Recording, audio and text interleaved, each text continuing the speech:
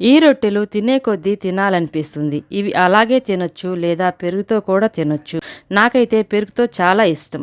ఇవి సింపుల్గా అండ్ టేస్టీగా ఎలా చేసుకోవాలనో చూపిస్తా పదండి. ముందుగా మిక్సీ గిన్నె తీసుకొని అందులో 5 పచ్చిమిర్చి, చిన్న అల్లం ముక్క, పావు స్పూన్ జీలకర్ర వేసుకొని కచ్చా పచ్చాగా పట్టుకోవాలి. తరువాత ఒక గిన్నె తీసుకొని అందులో 1 కప్పు జొన్న పిండి, 1 కప్పు సజ్జ పిండి, హాఫ్ కప్పు బియ్యం పిండి, పావు కప్పు శనగపిండి, సన్నగా తరిగిన ఉల్లిపాయ ముక్కలు, కారం, చిటికెడు పసుపు, ధనియాల పౌడర్ 1 స్పూను, కొంచెం కొత్తిమీర, కచ్చా పచ్చగా గ్రైండ్ చేసుకున్న పచ్చిమిర్చి, తగినంత ఉప్పు వేసుకొని బాగా కలుపుకోవాలి.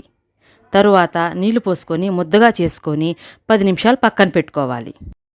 గ్యాస్ మీద ప్యాన్ పెట్టుకొని అది వేడెక్కేలోపు కాటన్ క్లాత్ తడి చేసుకొని దాని మీద ఇలా ఉండ చేసుకొని పెట్టుకోవాలి. ఈ రొట్టెల్ని మేమైతే థాలీపీట్ అంటాము.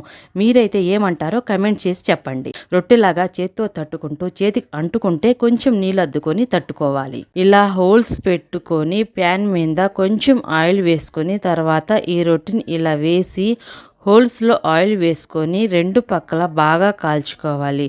వేడి వేడి రొట్టెలు రెడీ.